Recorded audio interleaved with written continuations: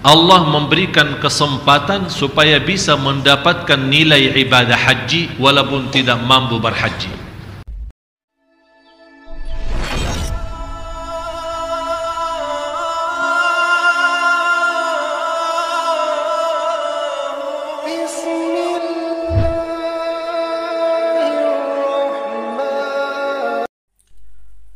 Assalamualaikum warahmatullahi wabarakatuh. Alhamdulillah ya zal zalali wal ikram, amma ba'du.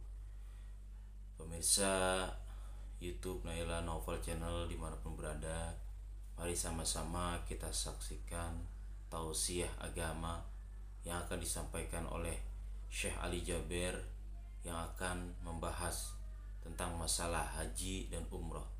Semoga apa yang akan beliau sampaikan bisa menjadi pembelajaran untuk kita semua. Mari sama-sama kita saksikan. Assalamualaikum warahmatullahi wabarakatuh. Dan Dzulhijjah menjadi salah satu bulan haram.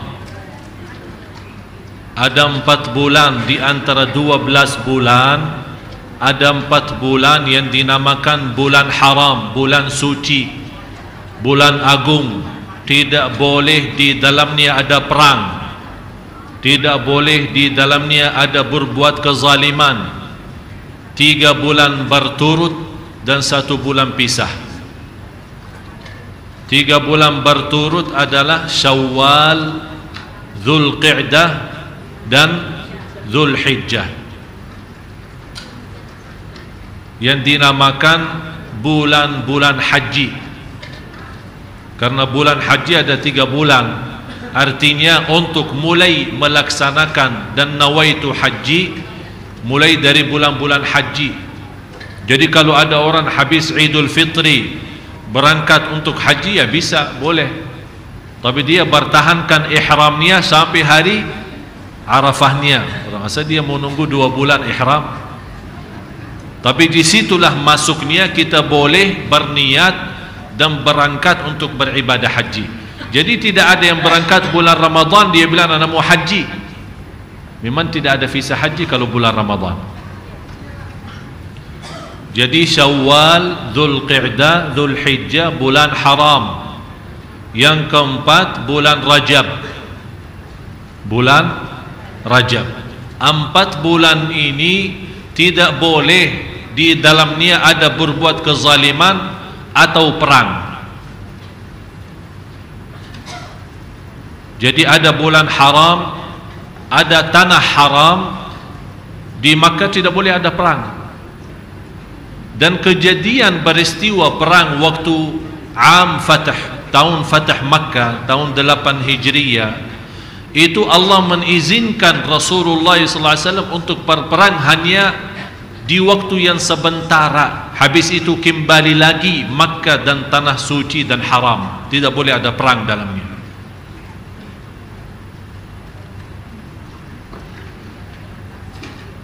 Dan bulan Dzulhijjah ini menjadi bulan yang terakhir di tahun Hijriyah.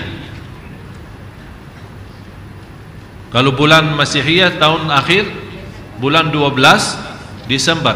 Kalau bulan tahun Hijriyah adalah Dzulhijjah. Berarti kalau sudah masuknya Muharram itu namanya tahun baru Hijriyah. Di 10 hari pertama sangat utama untuk beramal saleh.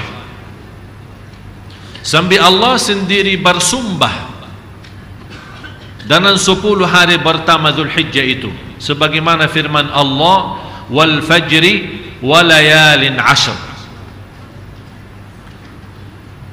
Walaupun ada berbeda pendapat antara ulama penjelasan walayalin ashr, malam-malam yang 10, sebagian ahli tafsir menjelaskan yang dimaksud adalah 10 malam akhir Ramadan. Tapi sebagian besar dari ahli tafsir yang dimaksud adalah 10 pertama bulan Dzulhijjah, sebagaimana penjelasan Imam Ibnu Katsir rahimahullah.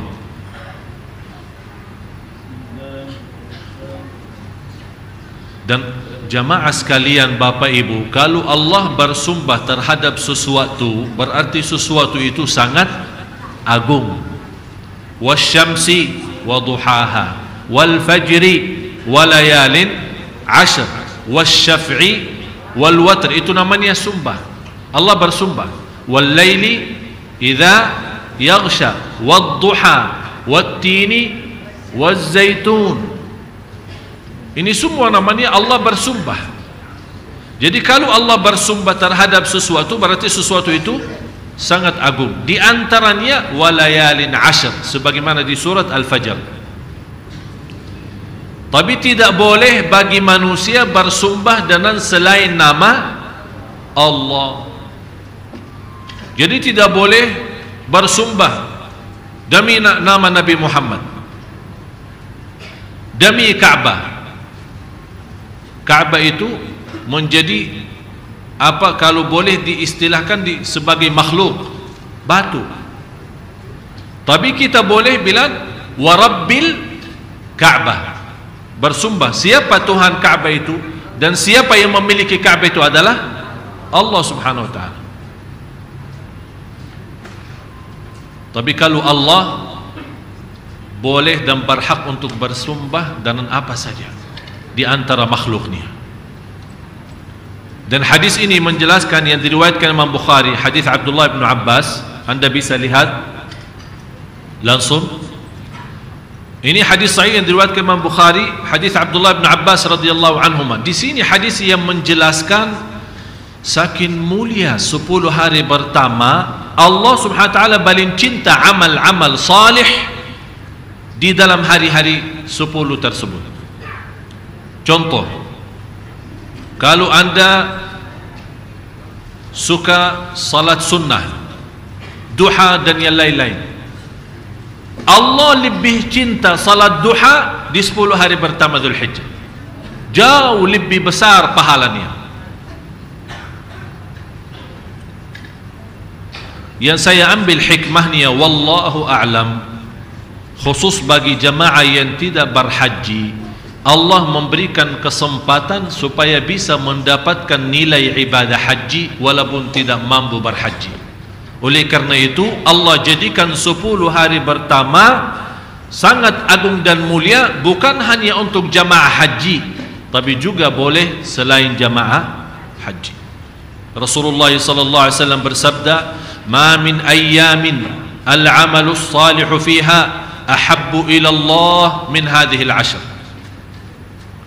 Sampai dijelaskan tidak ada hari-hari yang di dalamnya amal salih yang paling dicintai Allah hanya di 10 hari pertama. Saking mulia jamaah sekalian, Bapak Ibu, saking mulia 10 hari pertama, muncul berbeda pendapat antara ulama mana yang lebih afdal. Apakah 10 malam terakhir Ramadan atau 10 pertama Dzulhijjah? Ini merubah tanda apa? Saking ada perbedaan pendapat, berarti betul-betul 10 hari pertama itu jelas mulia. Sampai tidak ada sepakat antara ulama 10 Ramadan terakhir adalah lebih baik daripada 10 pertama Dzulhijjah. Belum disepakati, masih berbeda pendapat. Saking ini bunya kemuliaan, dan juga ini bunya kemuliaan. Dan salah satu hadis ini yang diriwayatkan Imam Bukhari, tidak ada amal salih di selain 10 hari pertama yang paling dicintai Allah sebagaimana di 10 hari Dzulhijjah itu. Sampai ada sahabat kaget mendengar berita gembira, sampai ada yang bertanya, "Ya Rasulullah, terus bagaimana jihad fi sabilillah? Yang sinilai amal jihad tidak sampai. Masih amal salih lebih jauh baik daripada jihad fi sabilillah. Kecuali jihad itu orang keluar dari rumahnya dengan jiwa dan harta dan tidak balik lagi. Berarti dia sudah menghabiskan hartanya di jalan Allah, kemudian dia mati syahid. Baru bisa menjadi nilai ibadah di dalam 10 hari pertama. Apa kewajiban dan yang kita memerlukan untuk melaksanakan amal salih? Banyak amal-amal salih yang kita bisa lakukan selama 10 hari pertama, mulai dari hari ini. Dalam kesempatan ini saya akan jelaskan semua soal amalan-amalan salihnya, sedekahnya, salatnya, puasanya, kemudian soal kurbannya, apa kewajiban kita, bagaimana hitungan kurbannya, dan hukum fikihnya dan dalilnya semua bersatu-satu. Kalau ada dalil Quran kita bawa, dalil hadis kita bawa, supaya Bapak Ibu mengerti. Walaupun pertama sudah, padahal saya bahas masalah ini kemarin di TV One waktu hari Ahad kemarin, tapi kenapa saya ulang lagi bahas masalah ini? Karena sejak itu hari Minggu kemarin sampai hari ini, hampir setiap hari saya menerima lebih dari 20 pertanyaan lewat Facebook, lewat Twitter, lewat BB, lewat SMS. Masih orang bertanya lagi soal kapan hari Arafah, apa maksudnya 10 hari pertama Zulhijjah, bagaimana cara hitungan kurban. Dan ini menjadi salah satu ciri-ciri hari kiamat, tersebar kebodohan agama dan banyak orang yang tidak mengerti di hal-hal seperti ini. Yang namanya 10 hari pertama Sanad Agung, malah ada orang bertanya, kapan sih hari Arafahnya? Hari Arafah tidak tahu. Padahal di antara hari yang teragung di sisi Allah adalah hari Arafah. Terus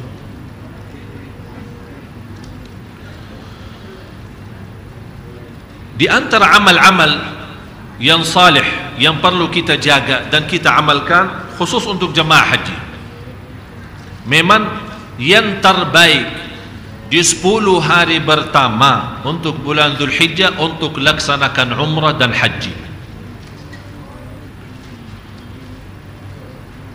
Biasanya jemaah haji umrah hampir 60-80% sudah pada berangkat. Tapi ada juga yang masih siap-siap menunggu visahnya, menunggu apa. Jadi di antara amal yang perlu kita jaga adalah haji dan umrah. Dan jemaah sekalian, harus kita fahami satu persoalan. Untuk haji tidak wajib umrah sebelumnya. Ada orang berkata, ana mau haji pertama kali, tapi ana belum sempat umrah. Apakah boleh enggak? Boleh.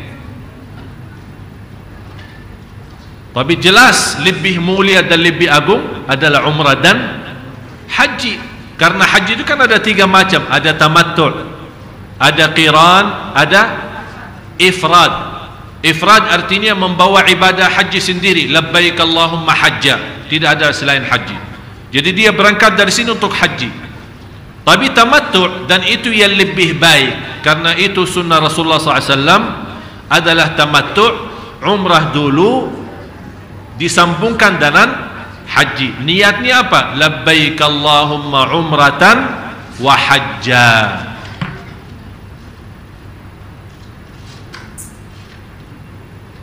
Dan di sini dijelaskan di hadis yang sahih,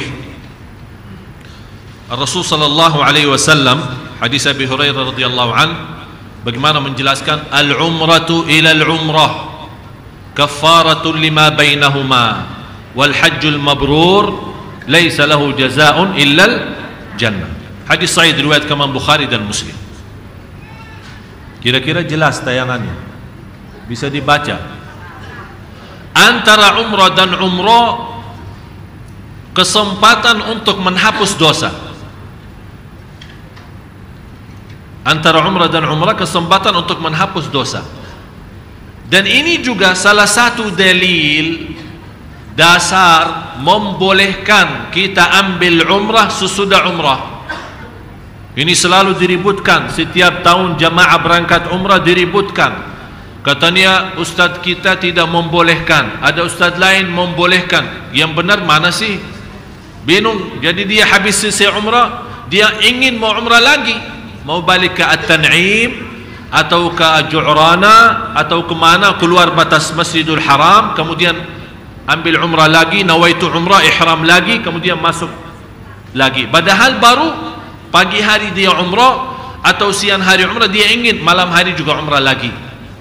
Ini membuktikan tanpa ada batas, tanpa ada batas. Umrah antara umrah sama umrah. Apakah antara umrah sama umrah 1 tahun? Berarti selama 1 tahun terhapus dosa kita.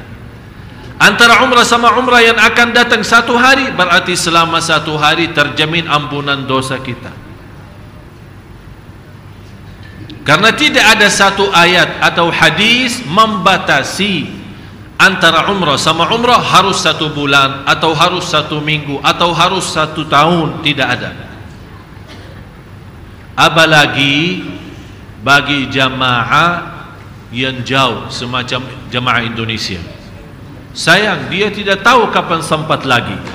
Jadi dia datang hanya 4 hari atau 8 hari di Makkah. Silahkan, mau setiap hari 10 kali umrah, mampu silahkan. Kesempatan. Kita belum tahu, bisa pulang ke negeri ini tidak sempat lagi umrah atau lihat tanah suci lagi. Oleh karena itu manfaatkan daripada belanja berkeliling tawaf Safa Marwah di pasar, di mall. Safa Marwah antara mall sama mall. Dia salah hitungkan berapa tawafnya, salah hitungkan berapa Safa Marwah, tapi tidak pernah salah hitungkan berapa mall yang dia lewatin dan dia belanja. Jadi kesempatan daripada belanja, belanja takwa, belanja hidayah, belanja ampunan, belanja ridha Allah, berumrah berkali-kali. Karena ini kesempatan.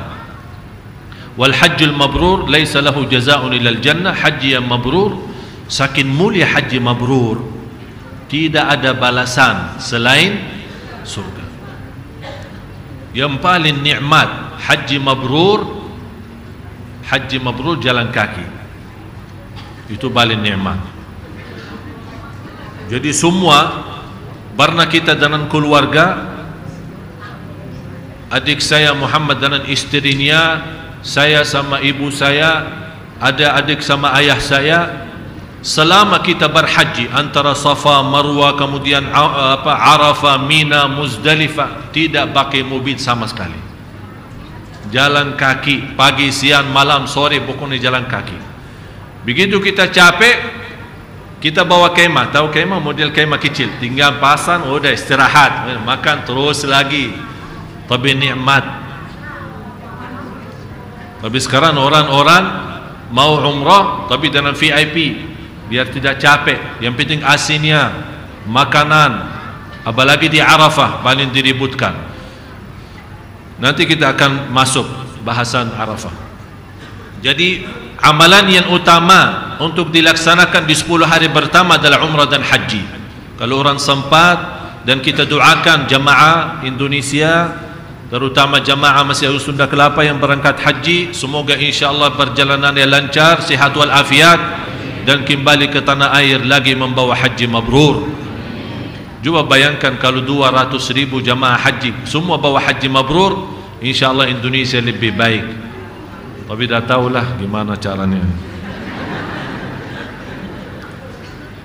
Terus di antara amal-amal lain selain haji umrah adalah puasa.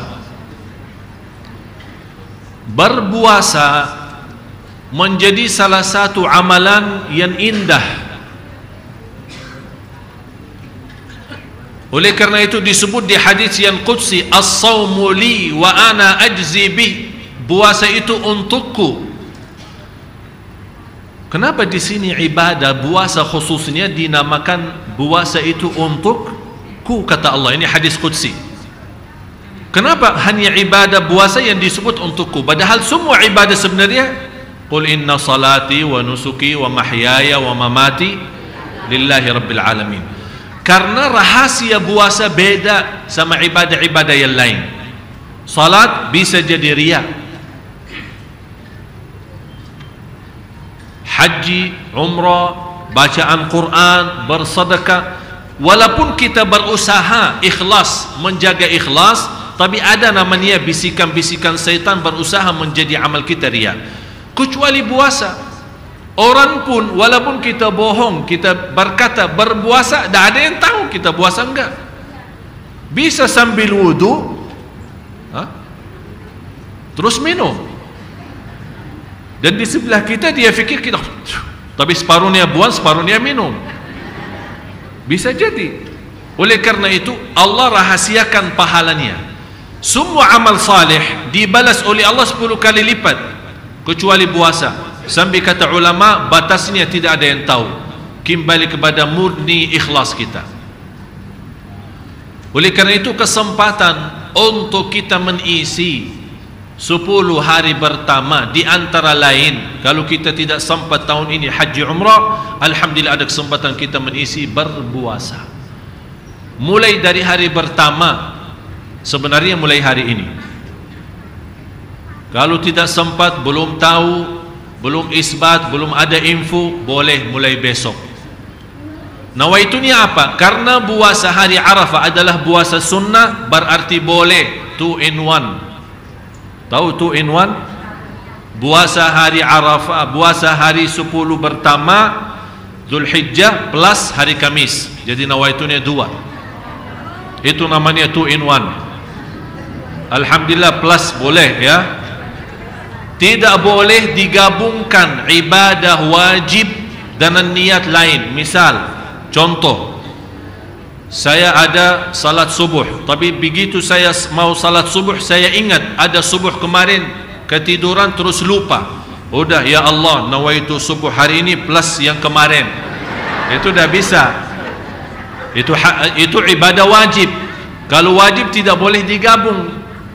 Tapi contoh, saya begitu masuk masjid jam 11, habis saya wudu, dan ada kebetulan ada acara. Kalau saya mau laksanakan sunnah wudu, tahiyatul masjid, kemudian sunnah duha, habis waktu dan acara orang pada tunggu.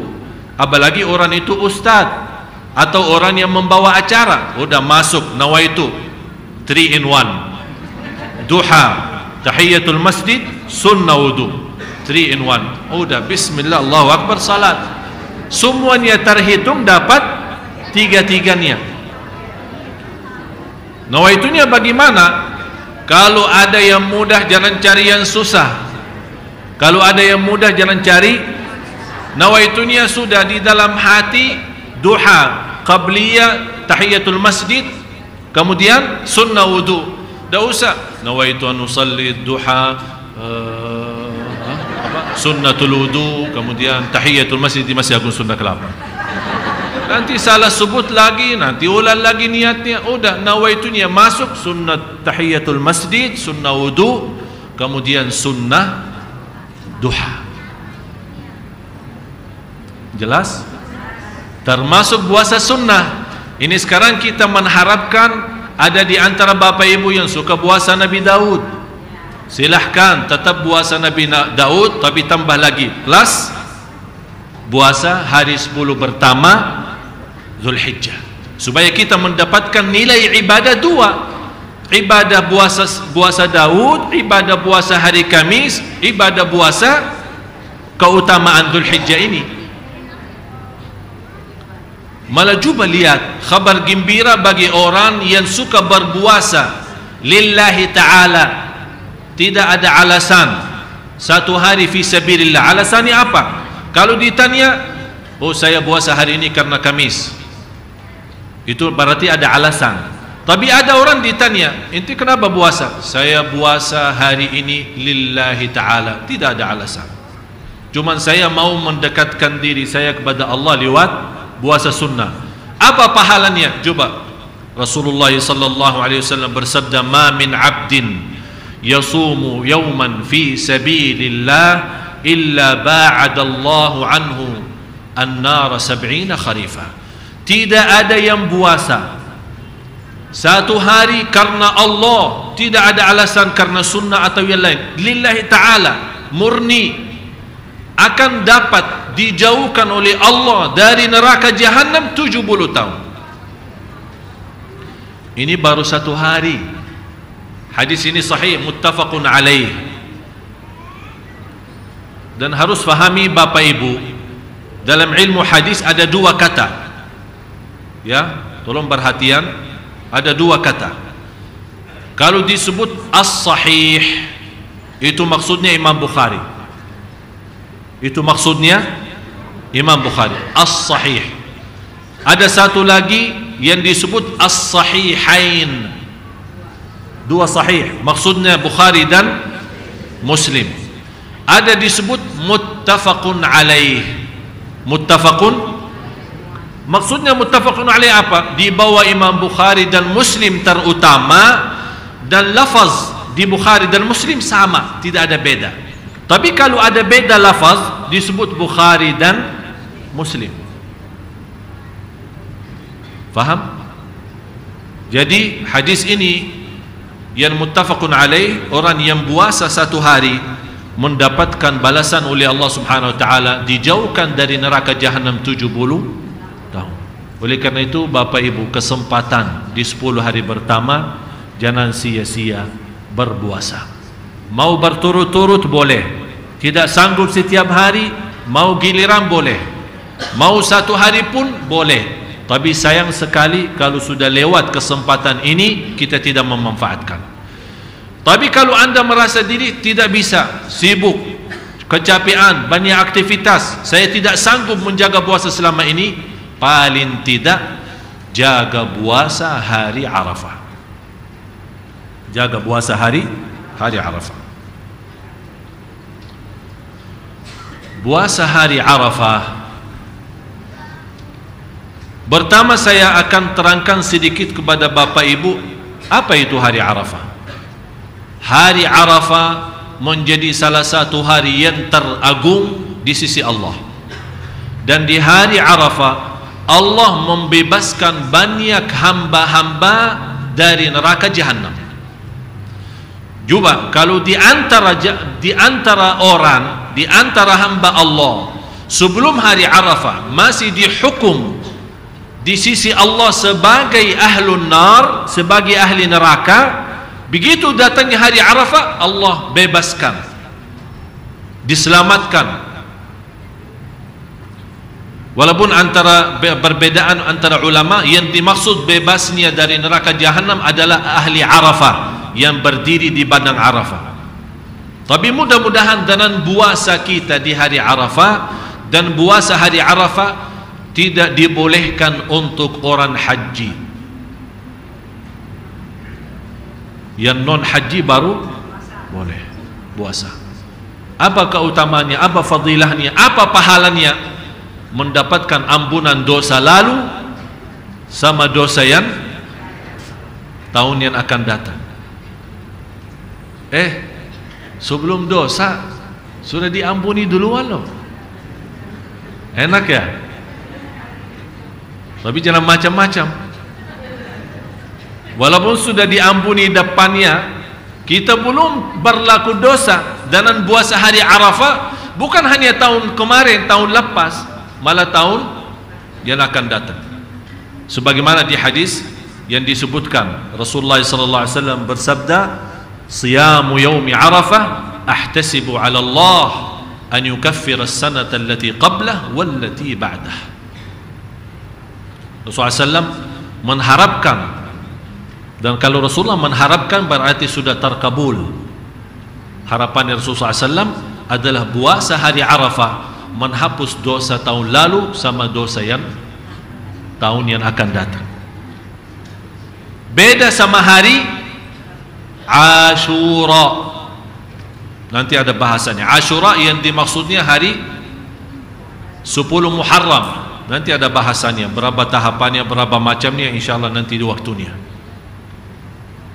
Oleh karena itu Bapak Ibu yang tidak berminat berpuasa selama 9 hari, kenapa saya bilang 9 hari? Karena hari ke-10 hari Lebaran. Alhamdulillahirrabbilalamin. Sadaqallahul aliyul azim. Baru saja kita saksikan bersama tausiah yang telah disampaikan oleh Syekh Ali Jaber. Semoga apa yang telah beliau sampaikan bisa bermanfaat untuk kita semua dan kita bisa terapkan di kehidupan kita sehari-hari. Terima kasih. Assalamualaikum warahmatullahi wabarakatuh.